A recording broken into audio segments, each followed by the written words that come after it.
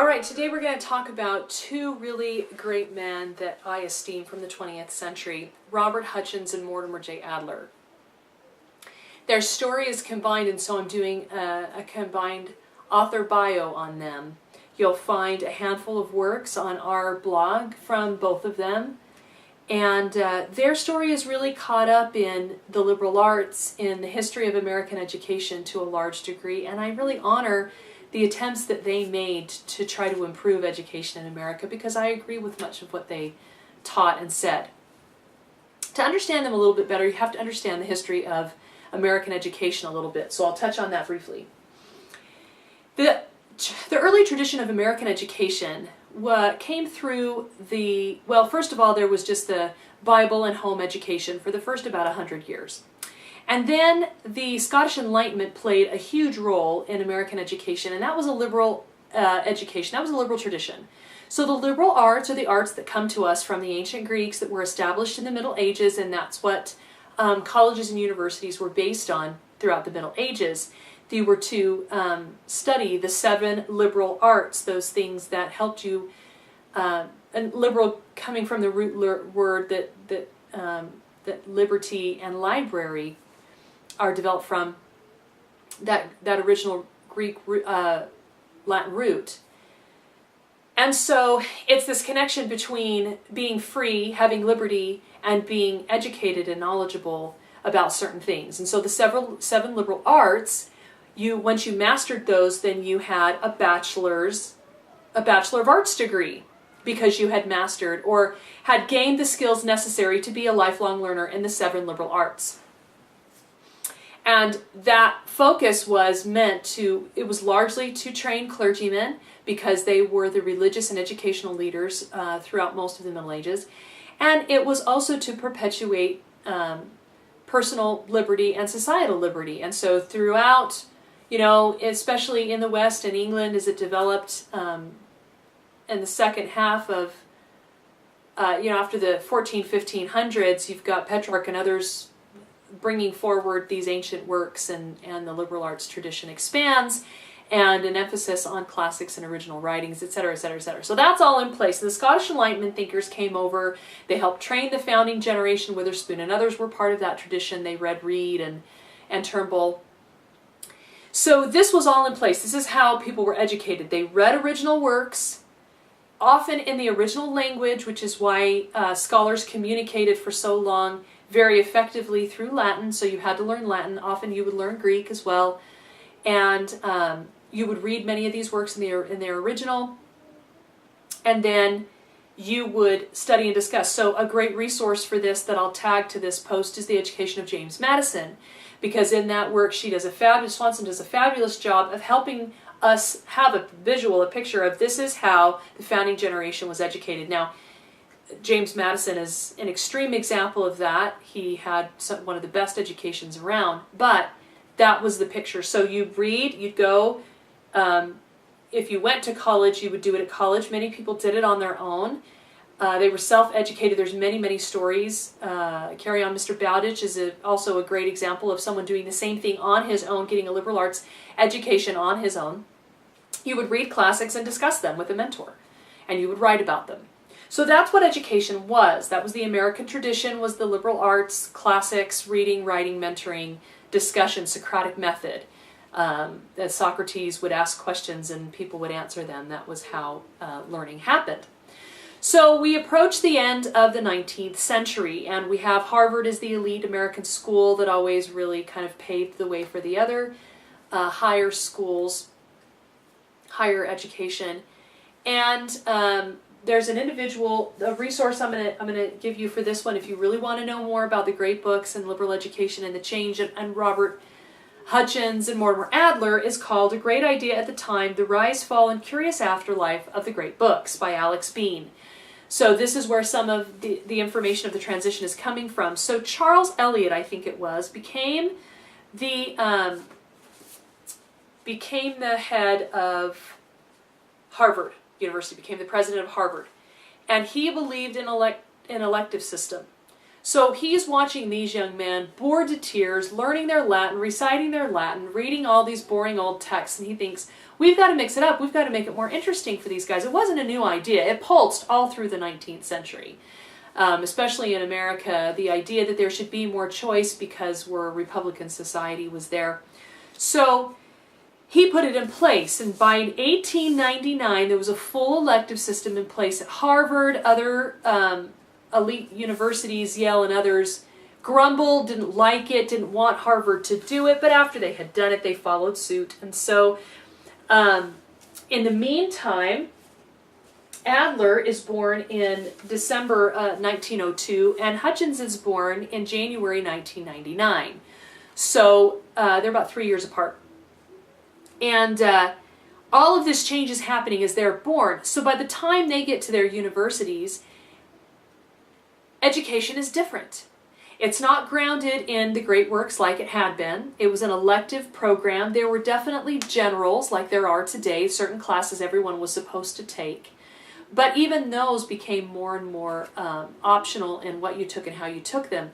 And so at the beginning of A Great Idea at the time, it talks about how many scholars really mourned the idea that for all of American history there had been a common set of books that every educated individual, this was mostly men, granted, that had done it at the university, but definitely women always had the opportunity to study in America. Anyway, so these individuals had a common stock of readings, and therefore they had a common conversation. They had read and talked and thought about the same kinds of ideas. That was no longer the case. Now, if you'll watch the post on Hutchins in what's it called? Higher Learning in America is what it's called. That's where I talk a little bit about how he mourned, how he was trying to revive those works and how it didn't work out very well for him. So we'll talk about that in a second. So they're born, they go to the university, and I quote there from Hutchins where he talked about how he didn't learn much in his undergraduate studies. And in law school, it was only in law school that he was introduced to really great classics and great study methods, and he felt like he really started to think. Hutchins had Presbyterian parents and was brought up very religiously. Adler was Jewish and was born to Jewish immigrants. He has an interesting story. He dropped out of school at age 14 and became a copy boy for the New York Sun, and then he took writing classes at night. He finally ended up at Columbia University, where he never finished his bachelor's degree because he wouldn't take the swimming test, but they let him go on and continue to study, and he earned a doctoral degree, and in 1983 they formally awarded him an honorary bachelor's degree to kind of help legitimize all his other degrees. But he went on to teach at Columbia. In the meantime, he had met Hutchins somewhere, and he had kind of befriended him. They had become friends, and their situations were so different.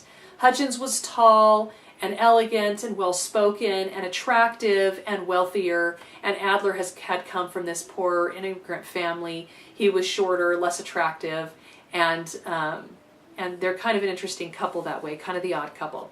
But they were good friends, and Hutchins really trusted Adler and his intellect. So when this amazing thing happened in 1930, that Hutchins was 30 or 31 years old, he becomes the president of the University of Chicago. And he's frustrated that these great books or original works have been taken out of the schools. So he brings Adler over, he puts him in the philosophy department as professor of philosophy of law. The other philosophy professors don't like that, but they go along with it. And they proceed to work together to try to revive a great books program at the University of Chicago. I'm not sure that they called it that in the beginning. They probably just called it a liberal arts program. And they had really a lot of the same philosophy. They loved many of the same great authors. Adler said Aristotle had the greatest impact on him of any writer in history. He read everything, knew everything. I'm going to link a picture for you on this post of him with his set when he put together a picture of him with all of his stacks when he put together the great book set. Anyway, so they're there. They start these classes, which Adler begins to mentor, and he talks about some of his experiences there in how to read a book. It's successful. The students have a great experience, but it's not successful in reestablishing it in universities across the country. They realized that they can't go back in history, they can't go back in time, they can't get the American educational system to re-embrace something, you know, this liberal arts program.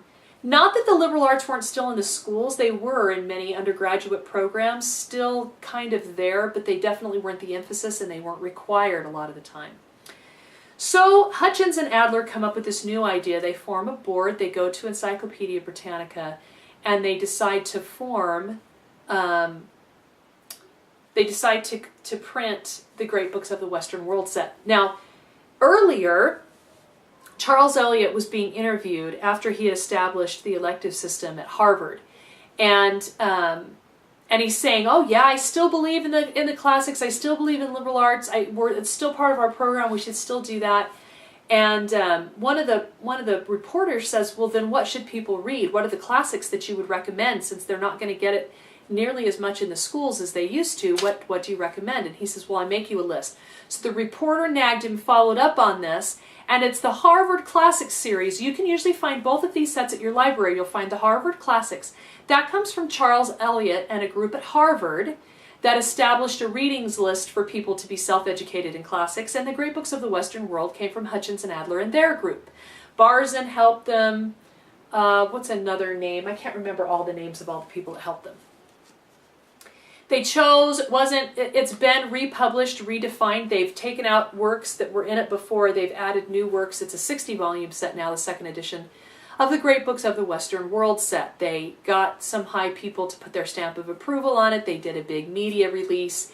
And for a period of time, people went door to door selling these books in the 50s and 60s and had a lot of success.